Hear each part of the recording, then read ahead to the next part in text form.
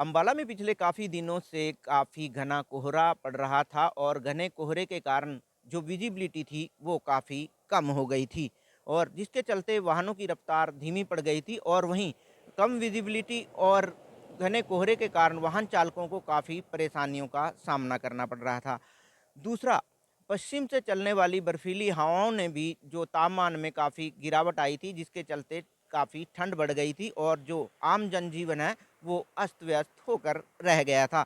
लेकिन कल जिस प्रकार से अंबाला में बादल और धूप का सिलसिला जारी रहा तो उससे तापमान में बढ़ोतरी देखी गई और तापमान में 4 से 5 डिग्री तक की बढ़ोतरी हुई और इसके चलते जो ठंड है वो थोड़ी कम नज़र आई और जिसके चलते लोगों ने राहत की सांस जरूर ली।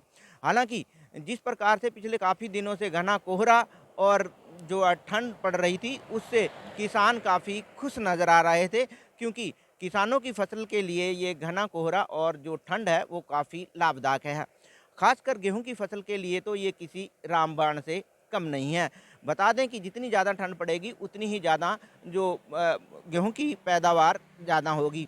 अ, हालांकि कुछ फसलों को जिस प्रकार से सूखी ठंड पड़ रही थी उससे नुकसान भी हो सकता है। खासकर जो टमाटर की फसल है उसको नुकसान हो सकता है। लेकिन अब आने वाले हफ्ते में जिस प्रकार से मौसम विभाग की माने तो बारिश होने वाली है, तो कहीं न कहीं किसानों के लिए ये सोने पे सुहागा है।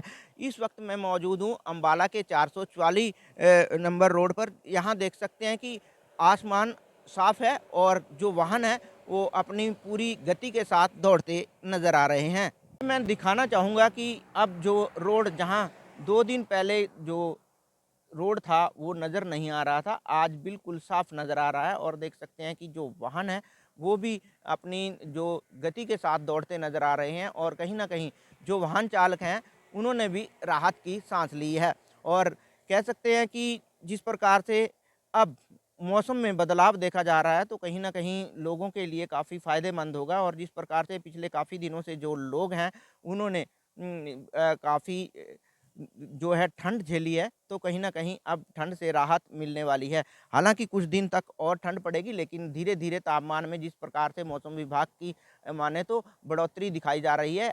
कल का तापमान की बात करें तो कल जो दिन में तापमान था वो 19 डिग्री के पार चला गया था और जो मौसम में थोड़ी गर्माहट ज़रूर आई थी और लोगों ने राहत की साँस ली थी। तो कहीं न कहीं कह सकते हैं कि अब आने वाले दिनों में जिस प्रकार से बारिश होगी उसके बाद ठंड ज़रूर बढ़ेगी। हालाँकि आज मौसम साफ़ है और जो कोहरा है वो बिल्कुल भी कहीं दिखाई नहीं दे रहा।